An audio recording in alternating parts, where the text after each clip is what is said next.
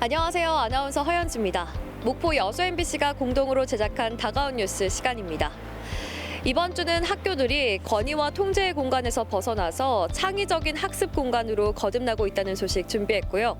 국민 관광지라고 불렸던 영암 나불도가 관리되지 않고 방치돼 있다는 소식 준비했습니다. 함께 보시죠.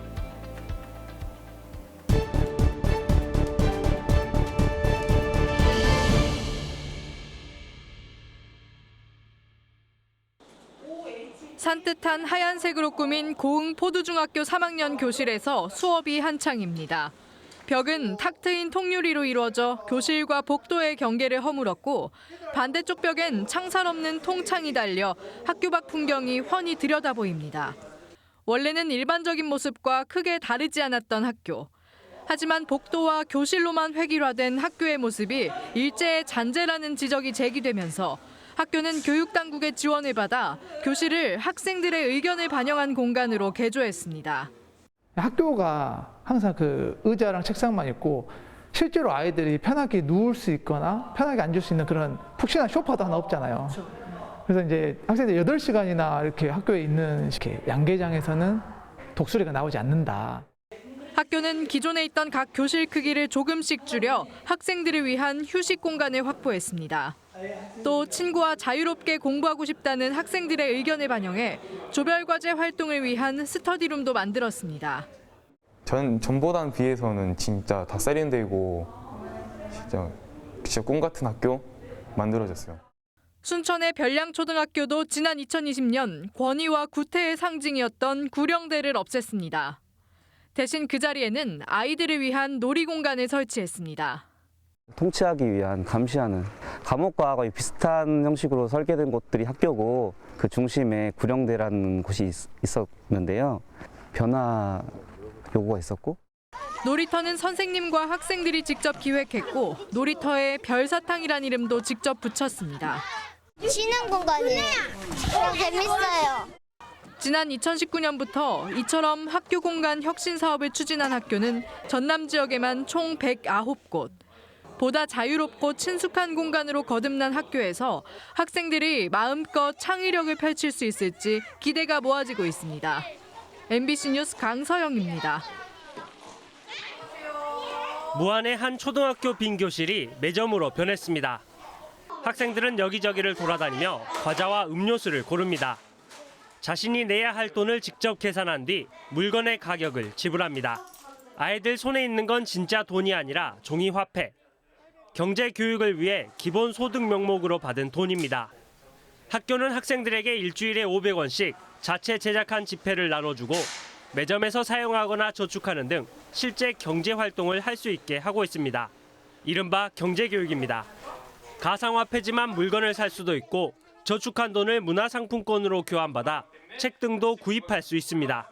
이자나 저축 같은 단어들도 알고 그래서 이렇게 많은 경험을 할 수 있다는 게 더 좋았던 것 같아요.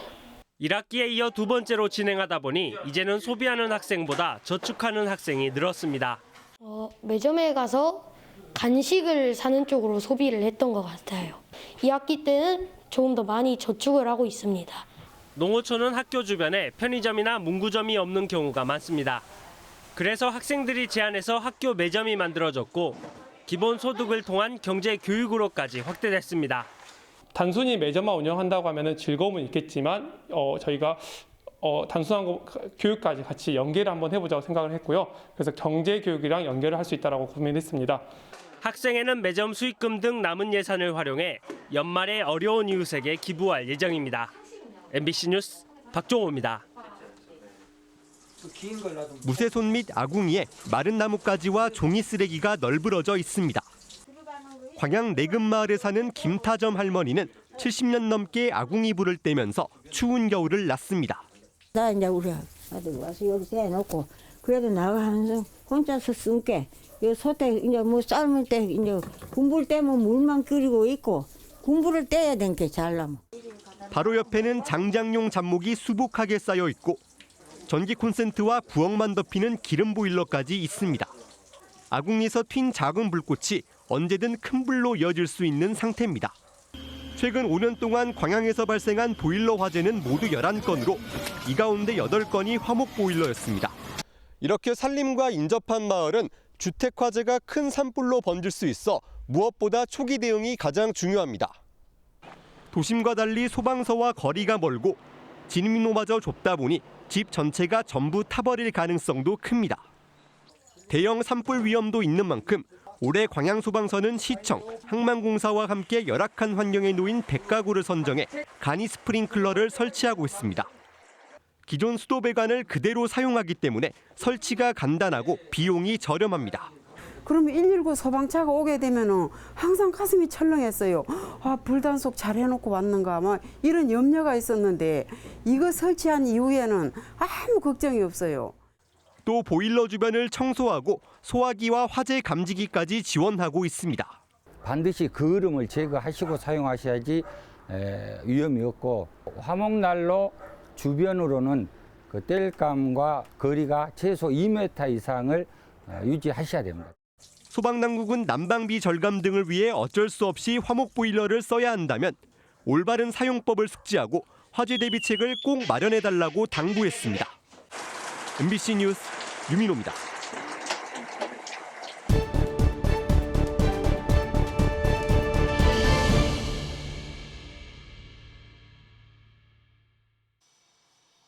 마땅한 후보지를 찾지 못해 진전이 없던 광주 군공항 이전 사업에 한평군이 뛰어들었습니다. 사회단체가 주최한 군공항 이전 설명회에 국방부와 광주시는 사무관급 실무진을 파견했습니다. 국방부는 군공항 이전의 필요성과 선정 절차를, 광주시는 최소 4,500억 원으로 추산되는 지원 내용을 설명했습니다. 아직 거론되지 않고 있는 한평군 자체에서 저희 쪽에 공식적으로 요청한 건이기 때문에 저희들은 굉장히 고무적으로 생각하고 있고요.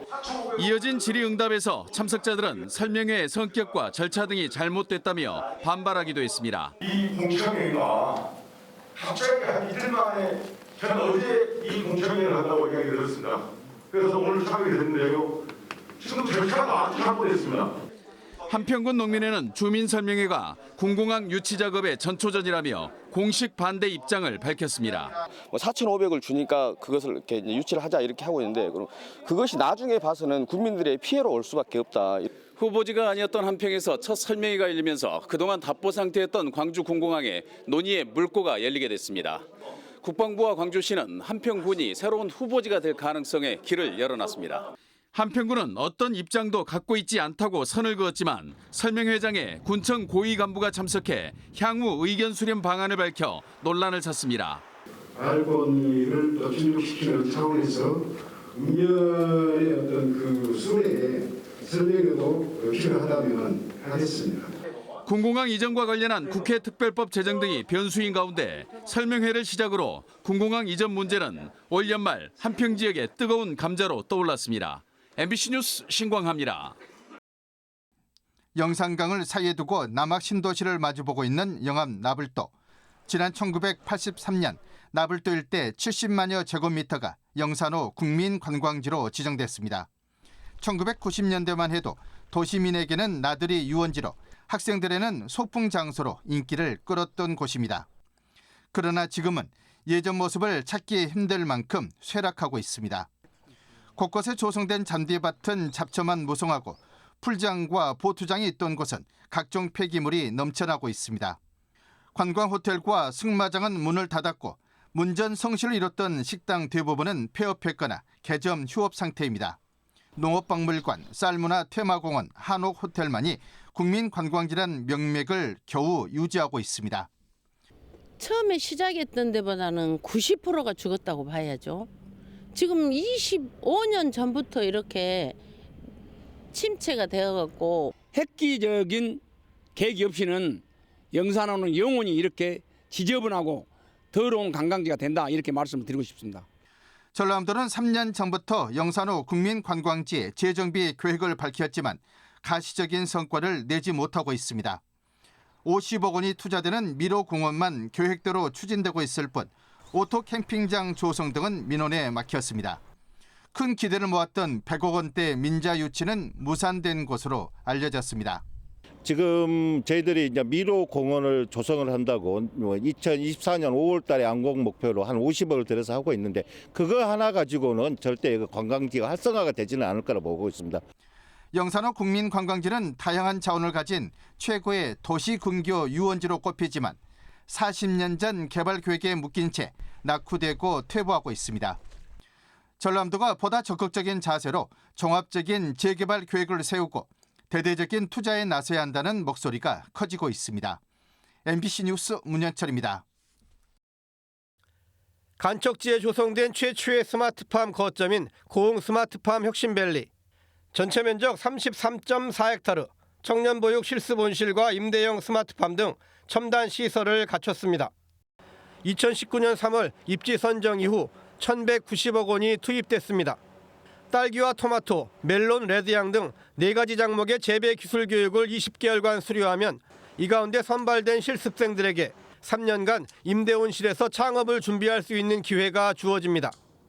저는 딸기를 지금 경영형 실습을 하고 있고요. 앞으로는 제 농장을 차리는 게 최고 목표이기 때문에 그 농장을 차리기 전에 이제 실습을 통해서 실제로 제가 이 작목을 직접 농사를 짓는 경험을 토대로 해서 청년 귀농을 선도할 첨단 시설만큼이나 고흥 지역의 귀농 조건을 널리 알리는 계기도 되고 있습니다.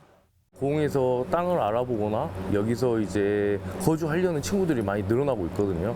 왜냐하면 다른 외지랑 비교했을 때 땅값도 저렴하고 그리고 여기 분들이 많이 친절하게 외지인 분들을 맞이해주는 분위기가 있어서 처음에 이제 시설을 지을 이제 자금이 부족하니까 그리고 뭐 이런 거 경험해 볼 곳이 거의 없잖아요. 웬만한 농장에 직접 가서 일을 하지 않는 이상은. 그리고 실습이 끝나면은 임대 온실도 임대 받을 수 있으니까 이제 바로 이제 수익 창출도 가능하고 해서. 고흥 혁신밸리에는 스마트팜 기술을 체계화하기 위한 빅데이터 센터와 연관 기업들이 입주할 실증단지도 조만간 들어설 예정이어서 기후온난화에 대비하고 이런 기술을 국산화하는 남방형 스마트팜 모델로도 기대를 모으고 있습니다.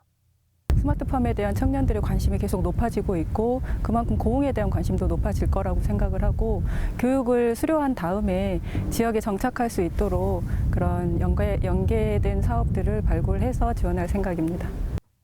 고흥구는 앞으로 간척지라는 무한한 확장성을 활용해 혁신밸리 인근의 미래 농업의 메카가 될 대규모 첨단 농수축산밸리를 조성한다는 구상입니다. MBC 뉴스 최우식입니다.